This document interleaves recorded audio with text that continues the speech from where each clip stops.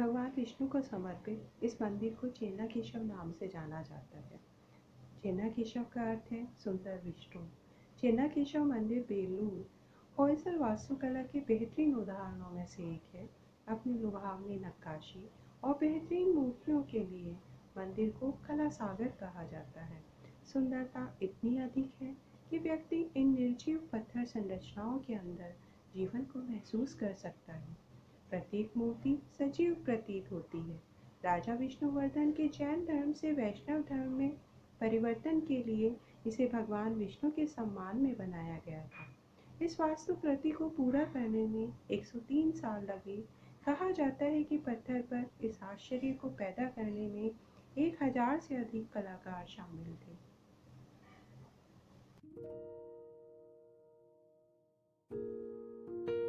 मुख्य मंदिर जगती नामक एक उभरे हुए मंच पर स्थापित एक अद्वितीय तारा आकार की संरचना है। मंदिर में एक गर्भगृह, सुकांशी और एक नवरंगा मंदिर है। वहाँ सोने की, तांबे की चादरों के साथ चढ़ाए गए लकड़ी के काम से बनी ईंट और मोर्टार से बनी एक विमला या शिकारा हुआ करती थी। मुख्य मंदिर की बाहरी दीवारों पर पशुओं, मनुष्यों, देवी देवताओं की आकृतियों को उकेरा गया है।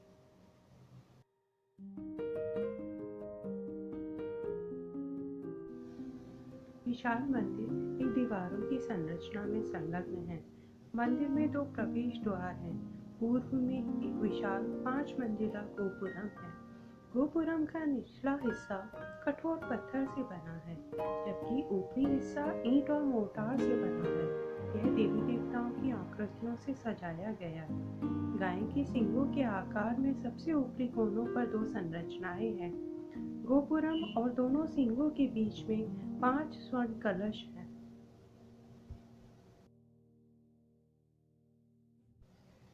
गोपुरम की ओर पूर्व द्वार के सामने एक स्वर्ण ध्वज स्तंभ है। इसके सामने गरुड़ की एक सुंदर नक्काशीदार संरचना है, जो कि विष्णु की वाहन है। प्रवेश द्वार के ऊपर 12 फुट लंबा 13 फुट ऊंचा एक धरन है। इस धरन की चौड़ी सतह पर सुंदर अलंकरण है, जिसमें पौराणिक लोक कथाएं अंकित हैं। इसमें मेहराब बने हुए हैं, जिन्हें तोरण की संज्ञा दी जाती है। प्रवेश द्वार के शीर्ष पर मकर तोरण है, जिसमें भगवान विष्णु और देवी लक्ष्मी की आकृति है।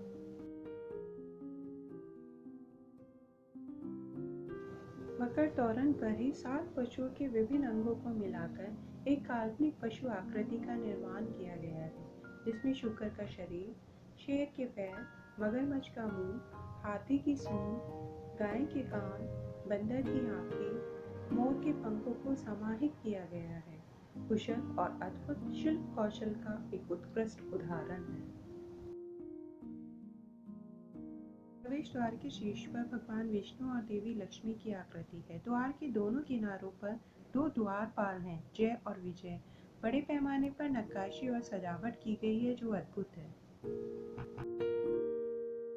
एक कन्नड़ लोक कथा के अनुसार साला नाम का एक युवक था, जिसने तलवार से वार करके बाघ का वध किया और अपने गुरु की रक्षा की।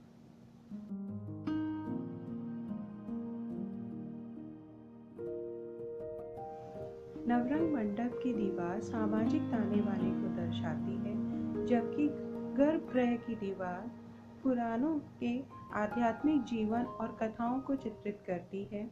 मंदिर की बाहरी दीवार के हर इंच और कोने को जटिल नक्काशी और खूबसूरती से सजाया गया है।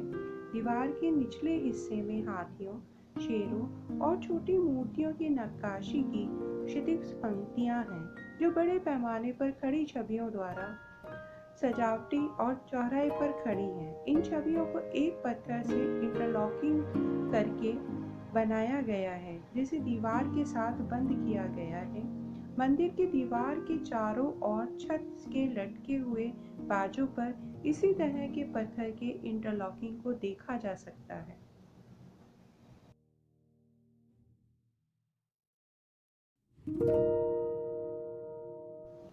पश्चिम की ओर स्थित मंडप गर्भगृह या आंतरिक गर्भगृह की ओर जाता है।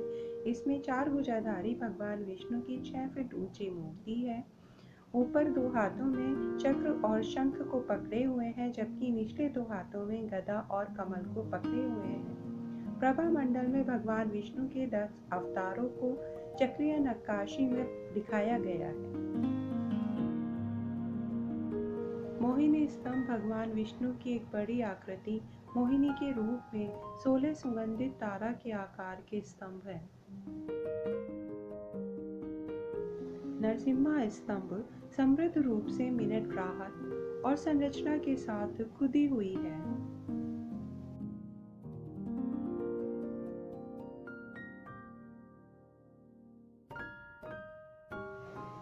अलग अलग मूड में हाथियों की लगभग 650 नक्काशी है और कोई 2 आंकड़े समान नहीं है। नवरंग मंडप और गर्भगृह की दीवारों के चारों ओर बाहरी दीवार और ओवरहैंगिंग ईव्स के बीच 38 ब्रैकेट्स हैं। इन ब्रैकेट्स में सुंदरियों को सुशोभित किया गया है, जिन्हें विभिन्न नृत्य मुद्राओं के साथ दिखाया गया है।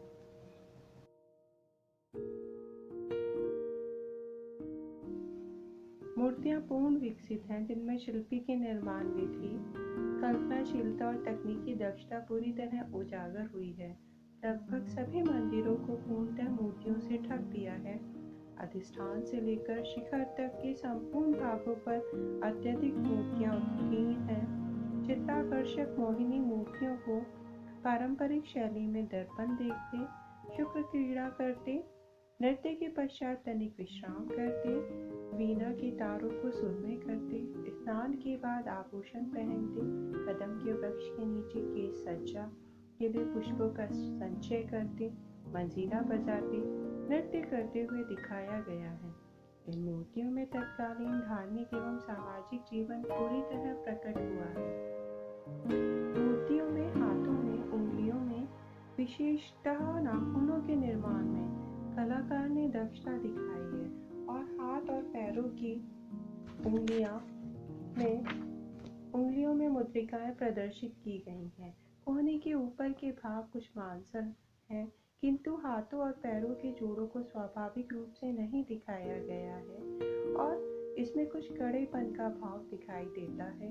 नारी मूर्तियों में विशेषकर कलाई पतली है तथा उदर भाग मांसल युक्त है। छोटा कद, कहीं अंडाकार युक्त मुखाकृति में, आंखें छोटी खुली हुई और पलकें कुछ फूली हुई सी दिखाई हैं। भौहें तीखी, लंबी और ऊपर के होठ में थोड़ा सा गड्ढा देखा जा सकता है। नारी मूर्तियों के शरीर में लयात्मक तरंग, आकर्षक भंगिमाएं, मुख पर आकर्षक प्रवाह देखा जा सकता है। सुंदर होंठ, धनुषाकार भौहें और पतली कमर नारी सौंदर्य को साकार रूप में अभिव्यक्त करते हैं। ये मूर्तियां मंडप की केंद्रीय छत पत्थर पर खुदी हुई एक असाधारण सुंदरता है। छत 2 समकेंद्रित हलकों के बीच एक उल्टे कमल के आकार में है। चक्र का मध्य भाग एक उल्टे लिंगा के आकार का है, जो नरसिंह ब्रह्मा के मध्य प्रतीकात्मक रूप में आधार और कमल के फूल पर उकेरा गया है। त्रिदेवों को प्रतीकों के माध्यम से एक ही पत्थर में दर्शाया जाता है, जिसे त्रिमूर्ति संगम भुवनेश्वरी भी कहा जाता है। मंदिर संपूर्ण ढलाइयों, पट्टिकाओं, फलकों तथा मूर्तियों की पंक्तियों से अलंकृत है। फलस्वरूप संपूर्ण मंदिर में विभिन्न प्रकार की सतह दिखती है, जो कि धूप छांव के दृश्य प्रस्तुत करती है।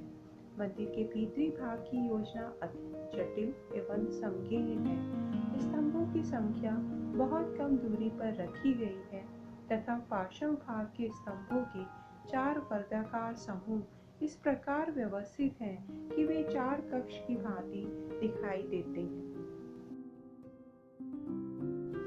दक्षिण की ओर गोपुरम की बाईं ओर मंदिर परिसर के अंदर दीप स्तंभ नामक एक ही पत्थर से निर्मित एक विशाल 42 फीट ऊंचा स्तंभ है। इसे एंटी ग्रेविटी पिलर भी कहा जाता है। यह बिना किसी सहारे के उठे हुए मंच पर अपने वजन पर खड़ा है। उत्तर की ओर स्तंभ का आकार थोड़ा बढ़ा हुआ है, जिसके परिणाम स्वरूप मंच और स्तंभ के बीच एक अंतर है। कागज का एक टुकड़ा आसानी से अंतराल से गुजारा जा सकता है। कुशल और अद्भुत शिल्प कौशल का एक उत्कृष्ट उदाहरण है। काष्ठ शिल्प, गजदंड की नक्काशी तथा स्वर्ण शिल्प, मंदिर में ये सभी शिल्प जैसे एकाकार हो गए हैं। उदाहरण स्वरूप मंदिर की बाहरी भित्तियों में जो उत्कृष्ट मूर्तियां हैं, उनको देखकर काष्ठ के बनी दीवारें का भ्रम होता है। इसी प्रकार कुछ मूर्तियों में धातु शिल्प का प्रभाव स्पष्ट रूप से विद्यमान है। इन मूर्तियों को इस प्रकार वस्त्राभूषणों से सुसज्जित किया गया मानो सोने चांदी के कीमती मोती मानक जड़े। ऐसा प्रतीत होता है कि शिल्पी वास्तु से अधिक मूर्तिकला के ज्ञाता थे। उनके अनुभव के आधार पर उस एक नई शैली का प्रादुर्भाव हुआ, जिसमें भवन को सुदृढ़ बनाने के लिए परंपरागत पद्धति पर ढलाइयों और अर्ध स्तंभों का प्रयोग न करके अलंकृत सतहों का प्रयोग किया गया। उनको सुंदर एवं आकर्षक मूर्तियों से अलंकृत किया गया। मूर्तियों को प्रमुखता देने का कारण यह था कि बुद्धिजीवी एवं कला प्रेमी धार्मिक भवनों में सजीव देवी देवताओं तथा लोक कथा आदि को सुगमता पूर्वक समझ सके। शिल्पियों ने मंदिर की चतुर्दिक विशाल पट्टिकाओं में वर्णनात्मक कला का प्रदर्शन किया है। प्रस्तर के माध्यम से विभिन्न कथाओं का चित्रण शिल्पी की विशेषता है कि निर्जीव पत्थर में जैसे प्राण फूटते हों, वे मूक होकर भी मुखर हैं।